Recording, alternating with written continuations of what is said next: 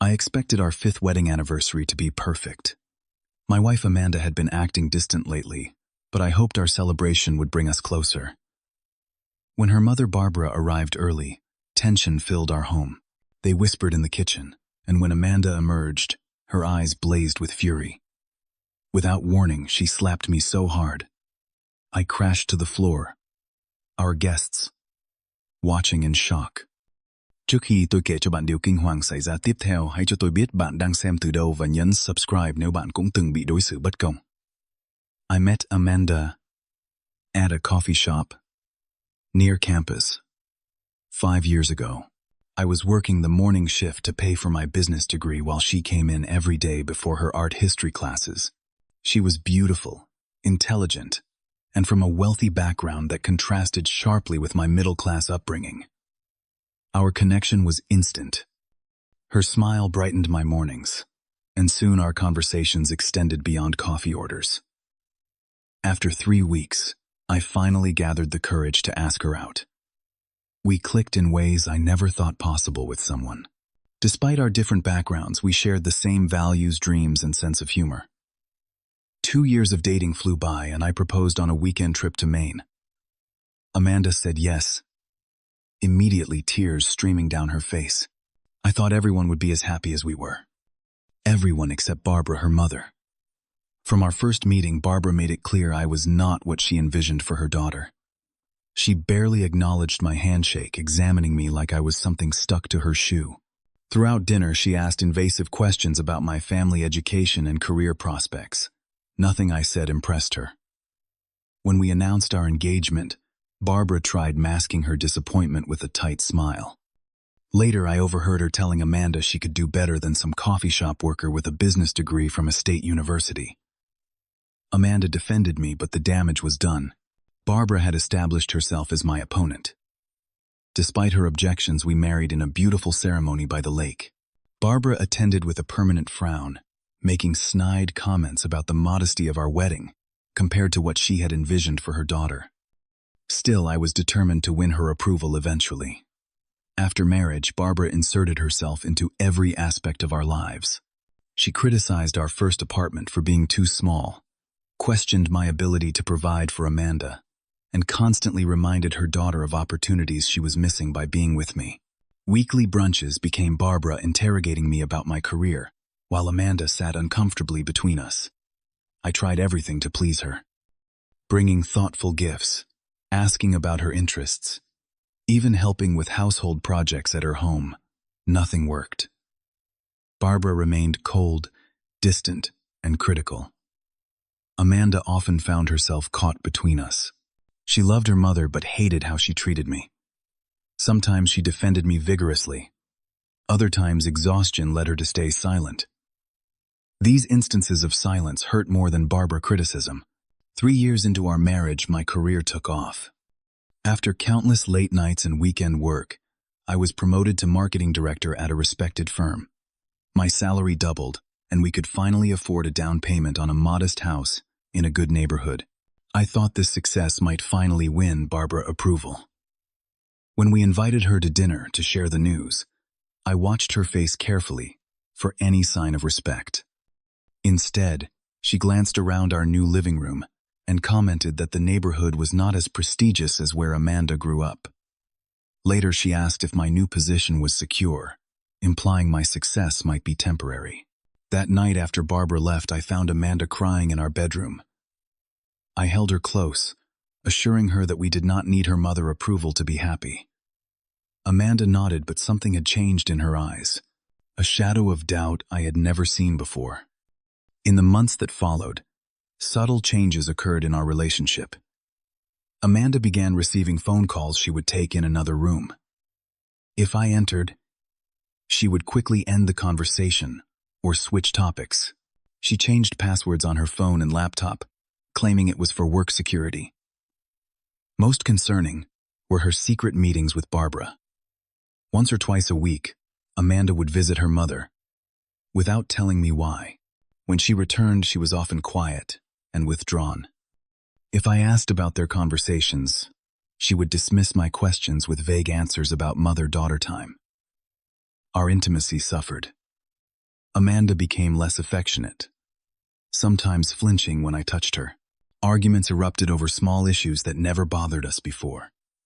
When I asked if something was wrong, she insisted everything was fine, though her actions suggested otherwise.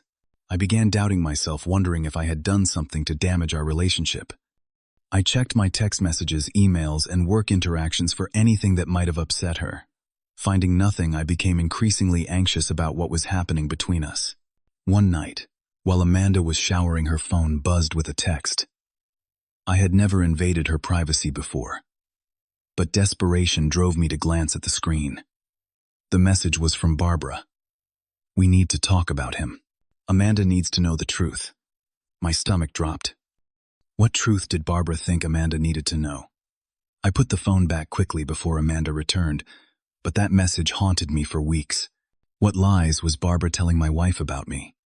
For our 5th anniversary, I planned the perfect celebration at our home. I spent weeks organizing every detail: Amanda's favorite foods, our wedding wine, music from our first date. I invited our closest friends, and both our families, hoping to create beautiful memories. The day arrived, and I was nervous but excited. Everything was ready. Decorations hung, food prepared, gifts wrapped. Barbara arrived 45 minutes early, claiming she wanted to help, though she immediately began criticizing my arrangements. While greeting early guests, I chatted with my colleague Sarah about an upcoming work project. Sarah had been instrumental in my recent promotion, and we had a comfortable professional relationship. As we discussed marketing strategies, I noticed Barbara watching us from across the room. Her eyes narrowed suspiciously. Minutes later, she pulled Amanda into the kitchen. Through the doorway, I saw them huddled close, Barbara whispering intensely while gesturing in my direction. Amanda's expression shifted from confusion to shock, then to something I had never seen before: pure rage. The room fell silent as Amanda stormed out of the kitchen, marching straight toward me.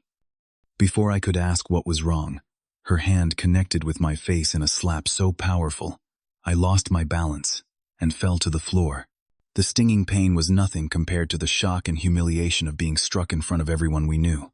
Looking up at my wife from the floor, I saw fury in her eyes as she shouted, "You disgusting liar, how could you do this to me with Sarah?" In our workplace, while planning our anniversary, the accusations hit me like physical blows. I had no idea what she was talking about. Sarah stood frozen beside me, equally confused. Our guests whispered and stared, some already reaching for their coats.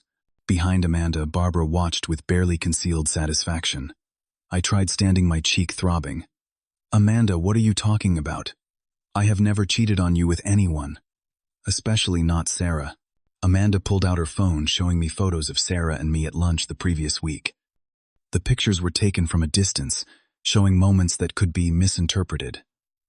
Sarah leaning close to show me something on her phone, my hand briefly touching her arm, while emphasizing a point, both of us laughing. "These are just work meetings," I explained desperately. "We were finalizing the Johnson campaign." "Ask her yourself." Sarah nodded vigorously. "Amanda, these photos are completely innocent. Ricky and I have never been anything but colleagues." My father-in-law stepped forward uncomfortably. "Perhaps we should give you two some privacy."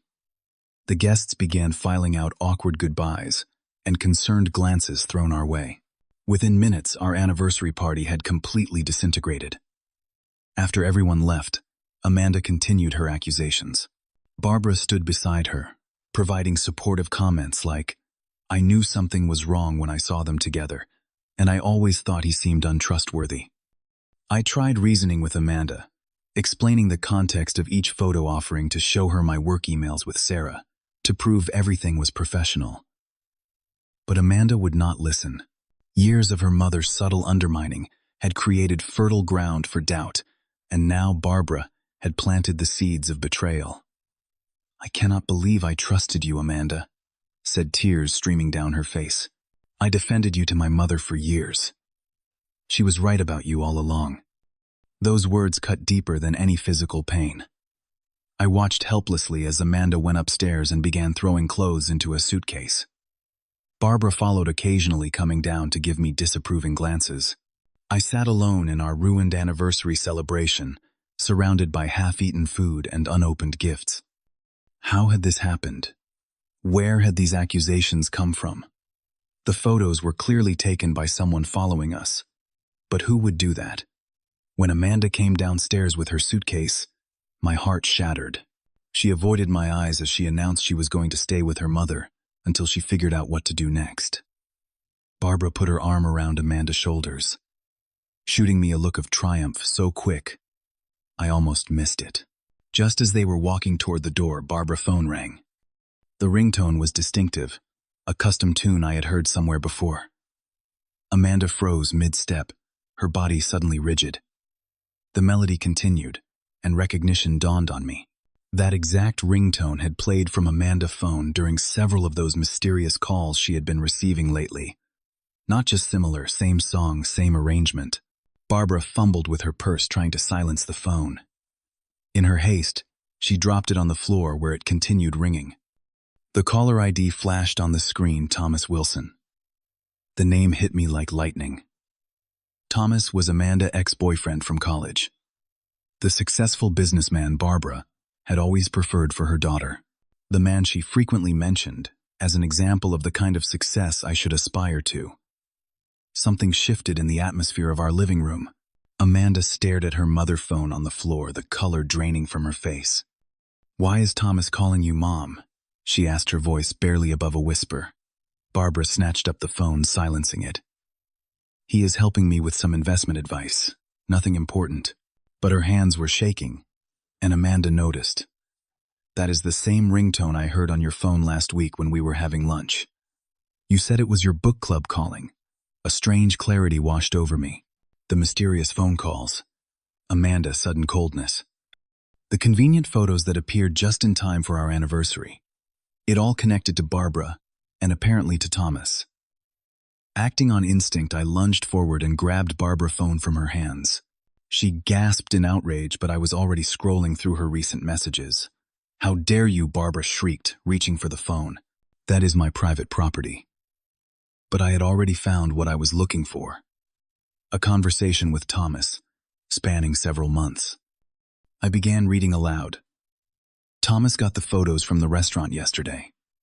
They look convincing enough, if shown to the right person.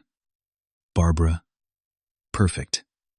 The anniversary party is this Saturday. I will make sure Amanda sees them. She needs to know what kind of man she really married. Thomas, are you sure we should do this? Seems extreme. Barbara, trust me.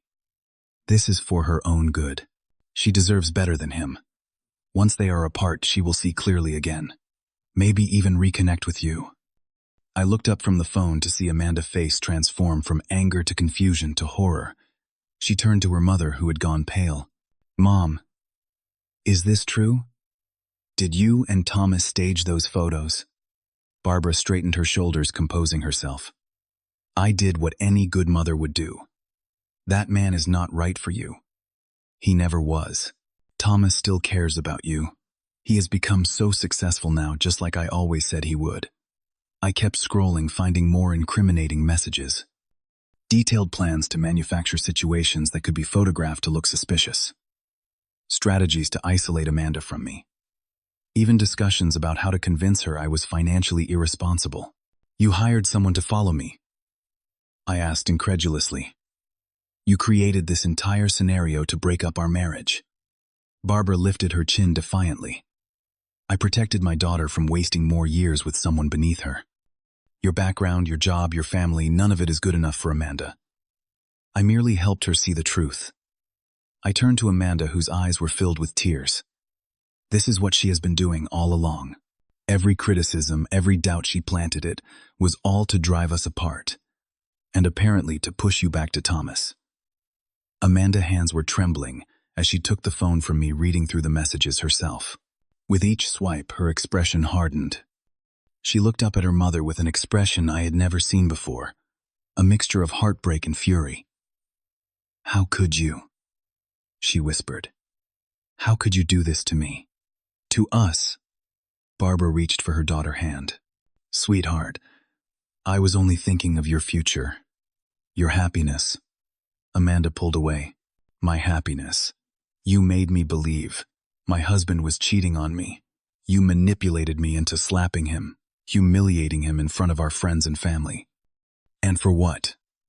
So I could get back together with Thomas A., man I broke up with because he cheated on me in college. The irony of the situation was not lost on any of us. Barbara had created an elaborate scheme to frame me for the very offense that had ended Amanda's relationship with Thomas. I have always supported your decisions. Barbara insisted, though her voice had lost its conviction. I just wanted you to see that there are better options out there. Better options, Amanda's voice rose. Ricky has been nothing but loving and supportive for 5 years. He has built a career from nothing without any of the advantages Thomas had. He treats me with respect and as an equal, and you tried to destroy that because he did not fit your idea of who I should be with. I stood watching this confrontation, still processing everything. The months of tension, the distance between Amanda and me, it had all been orchestrated by Barbara, and possibly with Thomas' help. Amanda turned to me, tears streaming down her face. I am so sorry, Ricky. I should have trusted you. I should have seen what she was doing. For a moment, I could not speak. The hurt was still too raw, but looking at Amanda's devastated expression, I knew she had been a victim in this too. You need to leave, Amanda told her mother, her voice shaking but firm. Barbara looked stunned. You cannot be serious. Where will you go? This is my home, Amanda replied. With my husband. You are the one who needs to leave. Barbara turned to me, perhaps hoping I would intervene, but I simply moved to stand beside my wife. United again. This is not over, Barbara warned as she gathered her purse. You will see I was right eventually. He will disappoint you. No, Mom, Amanda said quietly. You are the one who has disappointed me. Please go. After Barbara left, the silence in our house was deafening. The remnants of our ruined anniversary surrounded us, plates of untouched food, half-empty glasses, gifts that would remain unwrapped. Amanda collapsed onto the couch, her body shaking with sobs. I did not know what to do. The pain of her distrust was still fresh, but seeing her broken by her mother's betrayal overrode my own hurt. I sat beside her, not touching, just present. I am so sorry she did this to you. To us, I said finally. Amanda looked up, her face streaked with tears. How can you even speak to me after what I did? I hit you. I accused you. I was ready to leave you. You were manipulated by someone you trusted completely. I replied, though the words were difficult to say. Your mother has been planting seeds of doubt about me for years. I should have seen through it, she whispered. I should have trusted you more than anyone else. The weeks that followed were some of the most difficult of our marriage. Trust once broken does not mend easily, even when the break was based on lies. Amanda cut off contact with her mother, ignoring her calls and texts. Barbara left tearful voicemails alternating between apologies and justifications for her actions. She even sent flowers and gifts which Amanda returned unopened. Thomas reached out to Amanda once, claiming he had not known the extent of Barbara's plan. Amanda blocked his number without responding. At home, we walked on eggshells around each other. The memory of that slap and those accusations hung between us like an invisible wall. Some nights, I would wake to find Amanda crying silently beside me. Other nights, she would find me sitting alone in the kitchen, unable to sleep. Both wounded, we struggled to find our way back to each other. Simple conversations felt loaded with hidden meaning. Innocent actions were sometimes misinterpreted. The damage done was deeper than either of us initially realized. After a particularly difficult evening where a minor disagreement about dinner escalated into references to the anniversary disaster, we both recognized we needed help. The next day, Amanda researched couples therapists, and within a week, we had our first appointment. Dr. Melissa Carter became our guide through the aftermath of Barbara manipulation. In her office, we learned to express our hurt without blame. I admitted how deeply it had wounded me, that Amanda believed I could betray her. She confessed her shame at having trusted her mother over me. There were sessions filled with tears, uncomfortable silences, and painful revelations. We discovered how Barbara had strategically undermined our relationship from the beginning, playing on Amanda's insecurities and my desire for approval. Slowly, painfully, we began rebuilding. We established new communication patterns promising complete honesty even when it hurt. We created rituals of connection, morning coffee together before work, nightly walks around our neighborhood, weekend cooking projects. 4 months after the anniversary disaster, Amanda received a letter from her father. He had left Barbara, unable to condone what she had done to their daughter marriage. He asked for Amanda's forgiveness for not standing up to his wife sooner, for seeing what was happening but remaining silent. This revelation hit Amanda hard. Her family was fracturing because of her mother's actions. Despite everything, she loved her parents and never wanted their marriage to end. More guilt to process, more grief to work through. 6 months passed before Amanda agreed to meet with her mother. They met at a neutral coffee shop with Dr. Carter present as a mediator. I stayed home, giving them space to address their relationship without my presence complicating things. Amanda returned from that meeting emotionally exhausted, but with a strange sense of peace. Barbara had finally admitted her behavior was wrong, though she still maintained she had acted out of love. They agreed to very limited, supervised contact moving forward. No relationship could be rebuilt without accountability and changed behavior. For me, forgiveness came more slowly.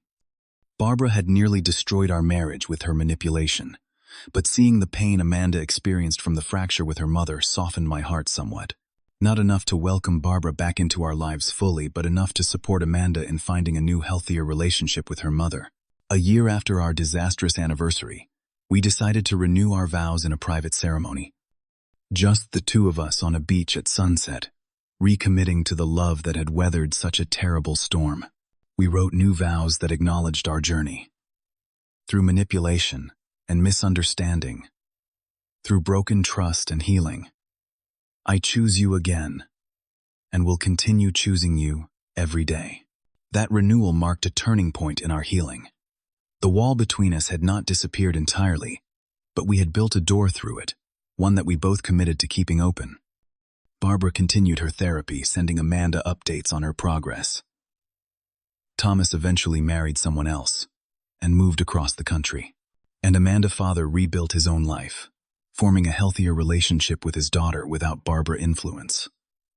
Our experience taught me that trust is both incredibly fragile and remarkably resilient. It can be shattered in an instant, but rebuilt with patience and commitment. I learned that family relationships are complex, and sometimes the people who should love us most can hurt us deeply.